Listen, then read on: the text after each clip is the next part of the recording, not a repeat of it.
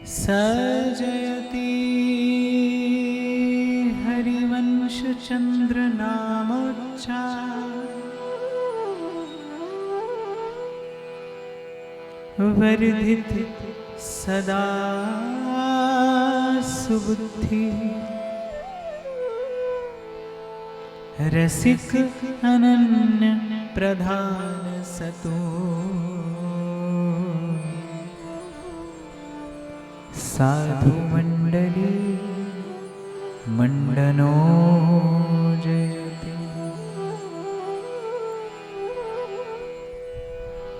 सदा गायं गायं मधुरतर श्री राधा प्रिय यशः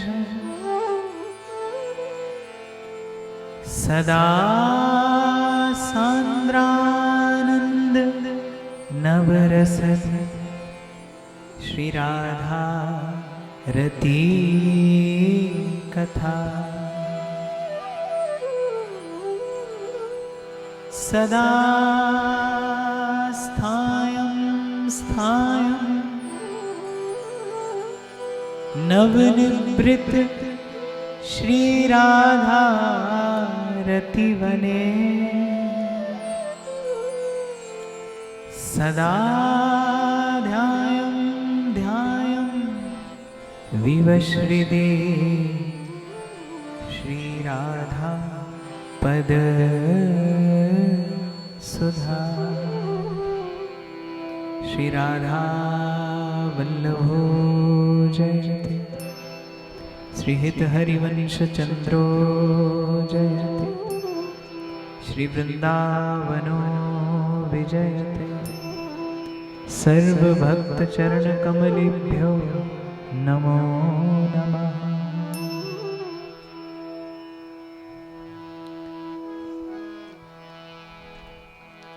भगवत कृपा गुरुजनों के अनुग्रह से प्राप्त इस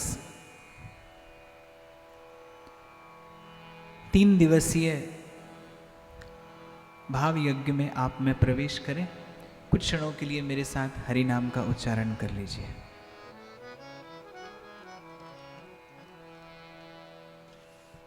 प्राण धन राधा वल्लभ प्यारो वृंदावन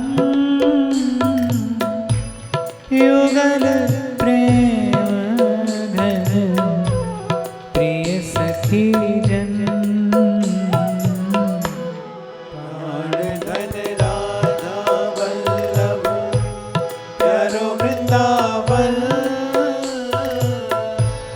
युगल प्रेम घन प्रिय सखी जन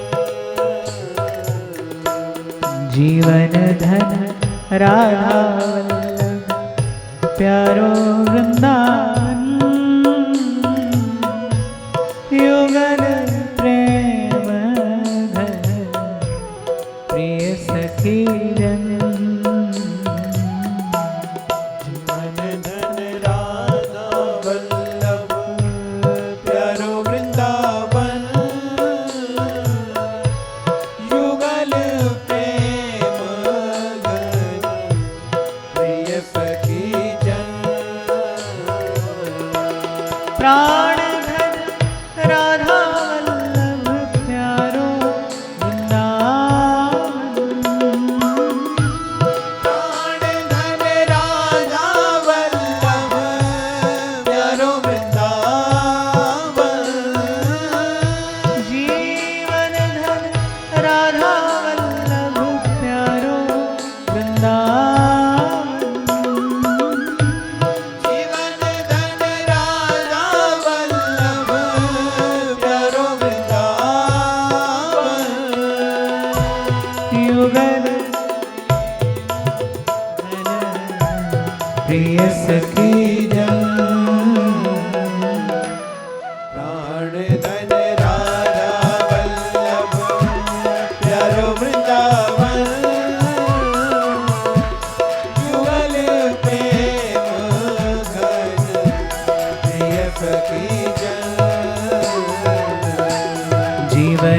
धन राधा वल्लभ प्यारो वृंदावन युगल प्रेम धन प्रिय सखी जन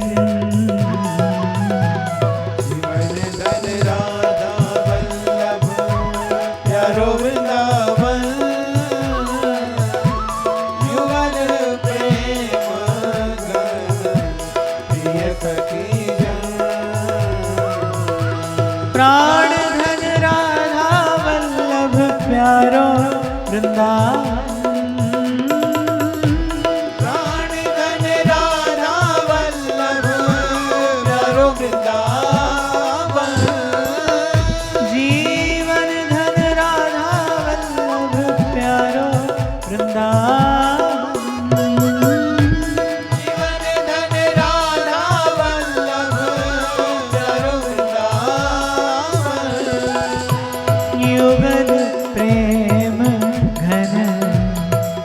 सखी जन प्राण धन राधा वल्लभ प्यारो वृंदावन युगल प्रेम घन प्रिय सखी जन जीवन धन राधा वल्लभ प्यारो वृंदावन युगल प्रेम प्रिय सखी जन धन राधा वल्लभ प्यारो वृंदावन युगल प्रेम प्रिय सखी जन प्राण धन राधा प्यारो वृंदावन युगल प्रेम प्रिय सखी जन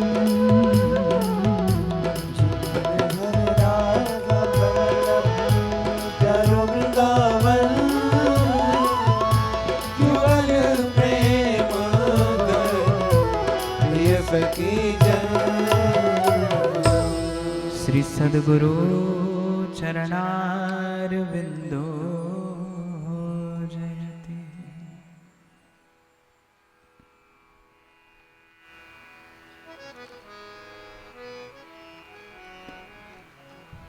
भक्ति स्वतंत्र सकल गुण खानी बिन सत्संग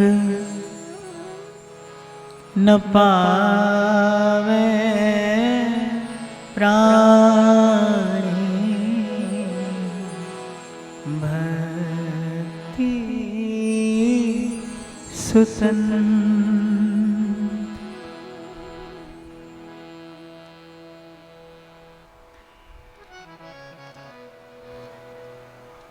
श्री रामचरितमानस में श्री गोस्वामी जी महाराज की ये उक्ति, भक्ति स्वतंत्र सकल गुण खानी पे बिन सत्संग न पावे प्राणी। थोड़ा विचार करो तो ऐसा लगता है कि जीव भी बंधा है, वो भी पराधीन है,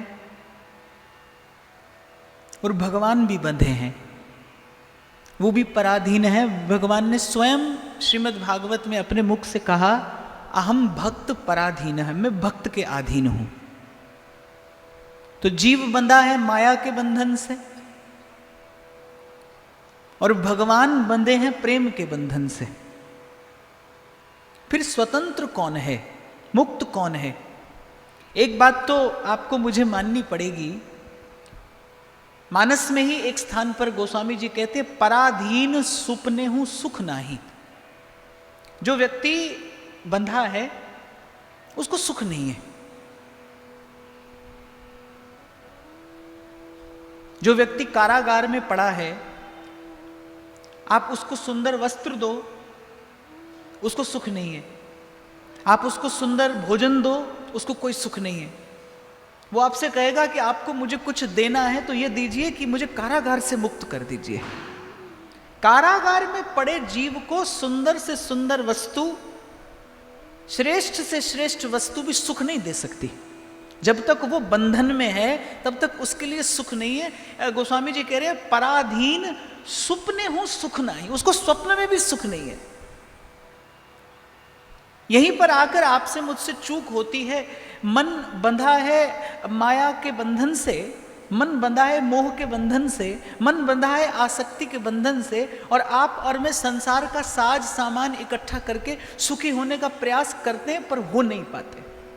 मैं प्राय करके कहीं पर भी आरंभ करता हूं तो मैं इसी बात से आरंभ करता हूं कि आप एक बार विचार करिए कि आपने आज तक कभी दुख पाने का प्रयास किया? नहीं किया, कभी नहीं किया, किसी ने नहीं किया और कोई करेगा नहीं। जीव अपनी ओर से कभी दुख पाने का प्रयास नहीं करता, पर क्या दुख नहीं आता? आता ही है, दुख ही आता है। दुख के भेष में भी दुख आता है, सुख के भेष में भी दुख आता है। कारण क्या है? आप और मैं कभी जिसे चाहते नहीं वो सदा आपके मेरे पीछे लगा रहता है। आप और मैं जिसकी इच्छा कभी नहीं करते, आप और मैं जिससे सदा बचकर दूर भागते हैं, वही सदा आपके मेरे पीछे क्यों लगा रहता है? ये बात बड़ी विचारणीय है, क्योंकि रामचरितमानस एक स्थान पर कह रही है, कर्म प्रधान विश्व करी राखा, जो जस करही सो तस फल चाखा। एक कानून है जिसे आज तक किसी ने बदला नहीं, जिसमें कभी कोई परिवर्तन हुआ नहीं, और वो कानून क्या है कि कर्म प्रधान विश्व करी राखा। ये संसार प्रभु ने ऐसा रचा है, कर्म प्रधान है। ज्ञान और भक्ति बाद में आते हैं, सबसे पहले कर्म है। आपने जैसा बीज डाला है आपको उसका फल उतारने के लिए प्रस्तुत होना पड़ेगा। बीज आपने सुख के लिए डाला, फल दुख का आया। कारण क्या है? क्या देने वाला अन्याय करता है? क्या भगवान के दरबार में अन्याय है कि आप सुख के लिए बीज डालते हैं और फल दुख का आता है? कारण क्या है? भूल हो रही है आपसे मुझसे।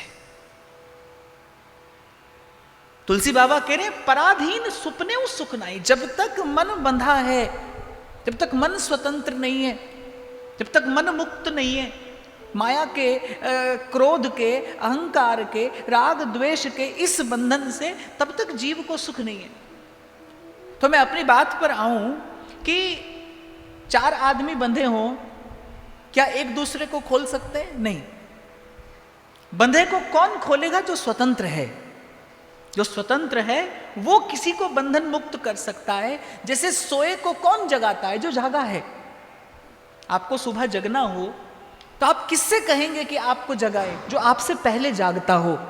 जो आपसे पहले जागा है वही तो आपको जगा सकता है। आप और मैं बंधन में हैं, आपका मेरा बंधन कौन खोले? जिसका बंधन खुल गया है, जो बंधन से मुक्त है, वही आपको और मुझे बंधन से मुक्त कर सकता है। अब दृष्टि डालनी पड़ेगी, बंधन से मुक्त कौन है? जीव बंधा है माया के बंधन से, और एक नहीं अनेक जन्म का बंधन है। और कभी कभी तो ऐसी दुर्दशा हो जाती है कि कभी आपने देखा हो, अनुभव किया हो, अगर किसी को बहुत पीड़ा होती हो ना, तो उसको पीड़ा का भी अभ्यास हो जाता है। ये मनोविज्ञान है। आपका मेरा शरीर भगवान ने ऐसा बनाया है, आप गर्म वातावरण में रहें तो कुछ काल के बाद आपका शरीर जो है वो अपने आप को उस वातावरण के अनुकूल कर लेगा। तो कभी कभी मैंने देखा है कि जिन लोगों को बहुत पीड़ा रहती है, उन लोगों को पीड़ा का भी अभ्यास हो जाता है। बहुत पीड़ा में भी आप उससे पूछेंगे आप कैसे हैं, वो कहेंगे बस अच्छे हैं।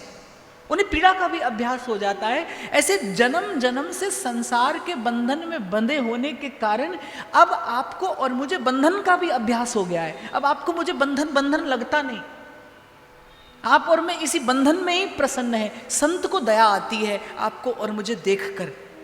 संत संकल्प करता है, संत विचार करता है कि किसी प्रकार ये बंधा हुआ जीव मुक्त हो जाए और सुख लाभ करे, आनंद लाभ करे।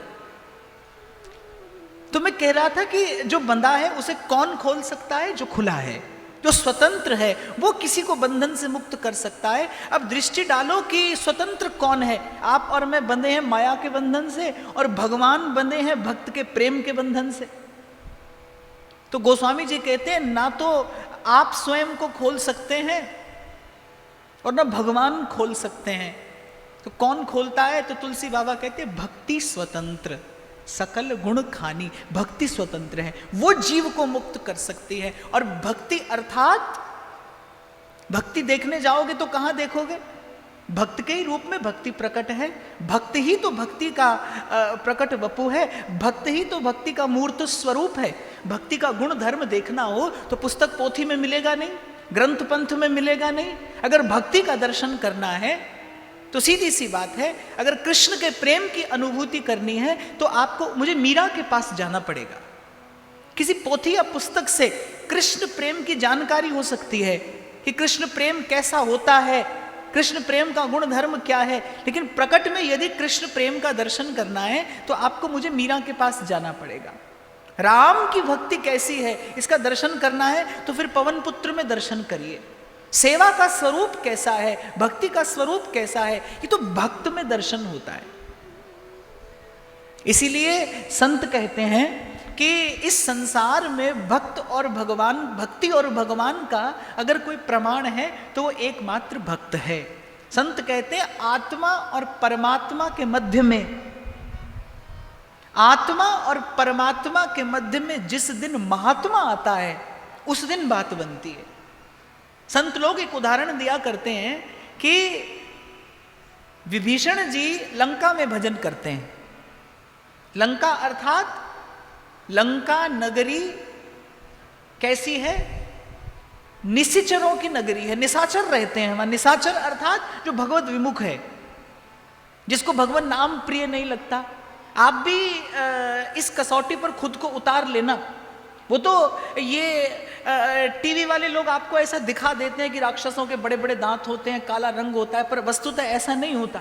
आसुरी वृत्ति होती है। वो भी देखने में आपके मेरे जैसे ही दिखाई पड़ते हैं। जिसको हरि नाम प्रिय न लगता हो, जिसको भगवान नाम में रस न आता हो, जो सत्संग से विमुख हो, शुभ कर्म शुभ विचार शुभ संकल्प जिसके जीवन में ना हो, बस वही असुर है। और अगर मैं एक पंक्ति में आपसे कह दूं तो जिसके जीवन में स्वार्थ ही सब कुछ है वही असुर है। जो केवल अपने सुख के लिए जीता है, जो केवल अपने सुख के लिए जीता है, जो केवल स्वार्थ के लिए जीवन धारण करता है, जो अपने सुख के लिए किसी का बड़े से बड़ा अहित करने से नहीं चूकता, अहित विचार करने से नहीं चूकता, बस वही असुर है। और लंका कैसी है? लंका निशिचर निकर निवासा। लंका कैसी है? बस ऐसे ही निशाचरों की नगरी है। कई बार बहुत सारे लोग मुझसे प्रश्न करते हैं कि घर के लोग भजन नहीं करने देते, घर के लोग कथा में नहीं जाने देते, महाराज क्या करें?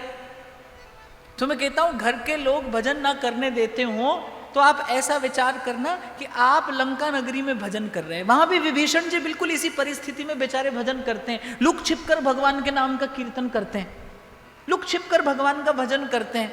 क्यों? क्योंकि निशाचर रहते हैं चारों ओर, विमुख भगवत विमुख जनों का संग है, क्या करें? पर आप देखिए भक्ति विभीषण जी की इतनी प्रबल है कि उन असुरों के मध्य में रहकर भी सतत श्वास श्वास सिमरे गोविंद।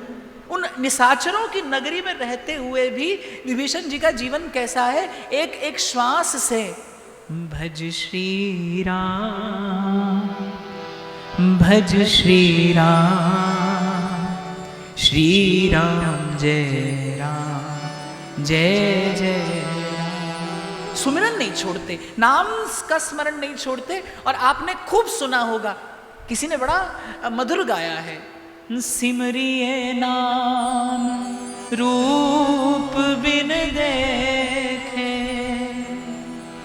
कौड़ी लगे नादान,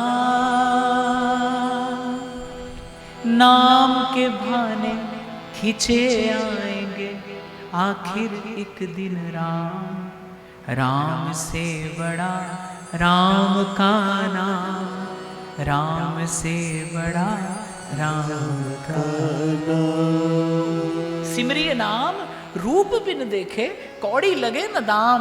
नाम के बहाने खींचे आएंगे। आखिर एक दिन राम, अगर प्रारब्ध से आप भी किसी ऐसी परिस्थिति में पड़ गए हो कि आपके चारों ओर कुछ भगवत विमुख लोग रहते हो, जिनको सत्संग में रुचि ना हो, सेवा में रुचि ना हो, सुमिरन में रुचि ना हो, तो घबराना नहीं। अपने मन से कहना कि मान लो लंका नगरी में रहकर भजन करना है, एक साधन ऐसा है जिसके लिए आपको किसी के सहारे की जरूरत नहीं है, जिसके लिए आपको किसी की ओर देखना नहीं है। और वो साधन क्या है? श्वास श्वास सिमरे गोविंद, मन अंतर की उतरे चिंता। श्वास श्वास सिमरे गोविंद, भगवान के नाम को दृढ़ होकर पकड़ना। कभी कभी ऐसा समय आता है, कभी कभी जीवन में कुछ ऐसे पल आते हैं जब चारों ओर प्रतिकूलता से घिर जाता है जीवन।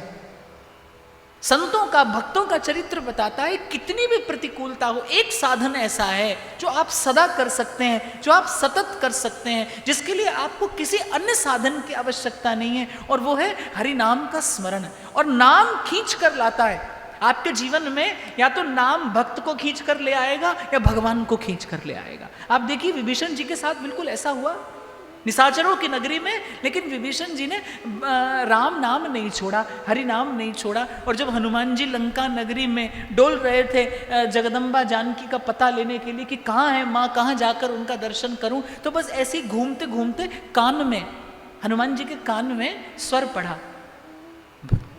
भज श्री राम, भज श्री राम, श्री राम जय राम, जय जय राम। और मैं तो यहां पर एक बात और भी कहूंगा कि जरूरी नहीं है प्रतिकूलता बाहर ही हो।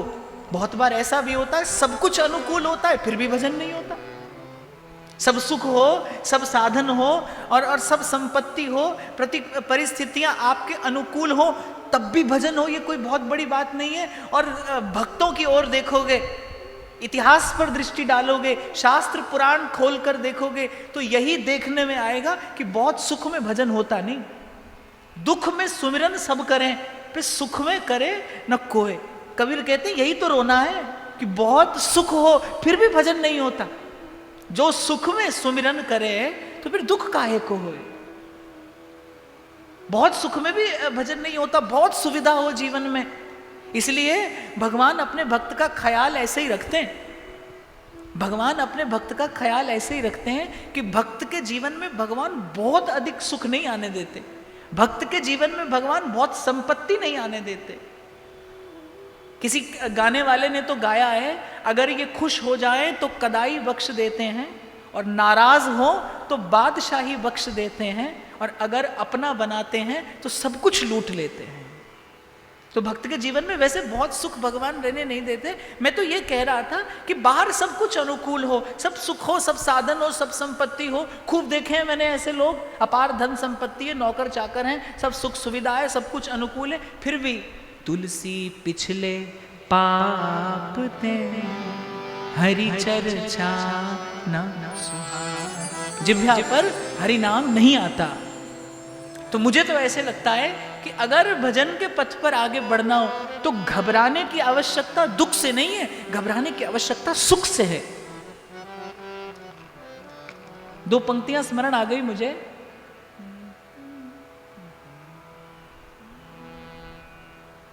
उस सदा पकड़ो मेरी बाह, किते भूल न जावा। सदा पकड़ो मेरी बाह, किते रुल न जावा। सुखा विच पैके तेनू भुल न जावा। चरना नल जोड़ो हर जी मैनू अपना जान।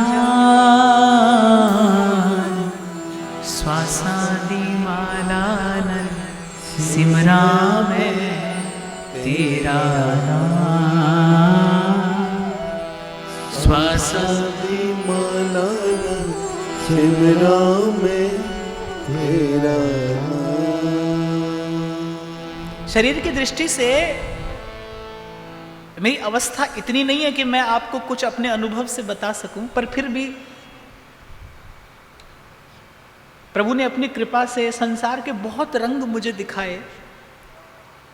एक निर्णय पर तो मैं पहुंचा, एक बात तो अपने अनुभव से मैं कह सकता हूं कि इस संसार में तीनों लोकों की संपत्ति पा लेने के बाद भी हरि नाम के बिना सुख नहीं है। सुख की कहीं झलक अगर दिखाई पड़ेगी, पहली मुलाकात अगर कभी आपकी सुख से होगी, मैं तो कई बार कहता हूं जिसने कभी सोना देखा ना हो उसको आप कहो कि सोने के आभूषण की कल्पना करे, वो बेचारा क्या करेगा? खींच तान के भी वो सोने के आभूषण की कल्पना कर नहीं सकता, क्योंकि उसने कभी स्वर्ण देखा ही नहीं। जब तक संत के पास नहीं बैठोगे, जब तक साधु की संगति नहीं मिलेगी, तब तक आपको मुझे खबर ही नहीं पड़ेगी कि भाई सुख होता क्या है। और सुख की प्रतीति के बिना, सुख के अनुभव के बिना सुख की कल्पना कैसे करोगे? अगर पहली झलक कभी मिलती है तो वो इसी प्रकार से मिलती है। स्वासादि माला नल सिमरा में तेरा नाम, स्वासादि माला नल सिमरा में तेरा नाम, स्वासादि माला नल सिमरा में तेरा नाम, स्वासादि माला नल सिमरा में तेरा नाम। इसीलिए मैंने इसी वाक्य से आज की चर्चा आरंभ की। भक्ति स्वतंत्र, भक्ति को किसी की आवश्यकता नहीं है। एक ये साधन ऐसा है, और मुझे नहीं लगता कि इससे सबल, इससे श्रेष्ठ कलयुग में कोई और साधन है। ये साधन ऐसा है, आपके भीतर बाहर प्रतिकूलता हो, हाँ इतना अवश्य मैं आपसे कहूंगा, बाहर की प्रतिकूलता हो तो घबराना नहीं। मन प्रतिकूल हो जाए, आपके मन विमुख हो जाए। एक बार एक माता ने मुझसे लिखकर पूछा, प्रश्न किया कि महाराज कथा में आने को बहुत मन करता है, लेकिन परिस्थितियां ऐसी हैं कि मैं आ नहीं पाती। मैंने कहा बिल्कुल भी चिंता की बात नहीं है। चिंता की बात तब हो जब सब साधन हो और कथा में आने का मन ही न करता हो, तब घबराना। मन करता है तब तक कोई चिंता की बात नहीं है। मन को पहुंचने के लिए किसी साधन की आवश्यकता नहीं है। घोर संसार के बीच में भी मन प्रभु के चरणों तक पहुंच सकता है और प्रभु मन में आ सकते हैं। इसीलिए साधक तो बस एक बात का ध्यान रखे, मन निर्मल रहे, मन पवित्र रहे, मन में विकार ना आए, मन प्रभु के सन्मुख रहे। स्वासादि माला नल सिमरा में तेरा नाम, स्वासादि माला नल सिमरा में तेरा नाम, बन जावा बंदा मैं तेरा है कृपा निधान, बन जावा बंदा मैं तेरा है कृपा निधान, स्वासादि माला नल सिमरा में तेरा स्वासादि माला नल सिमरा में तेरा नाम,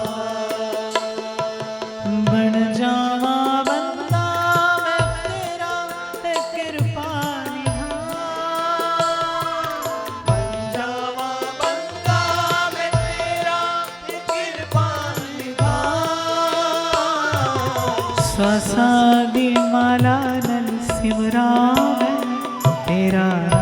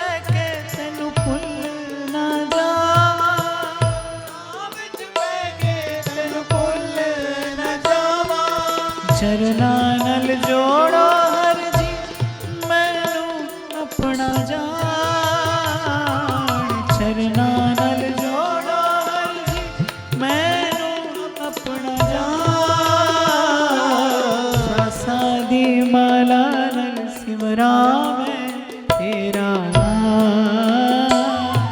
श्वासा दी माला नल सिमरा मैं तेरा नाम।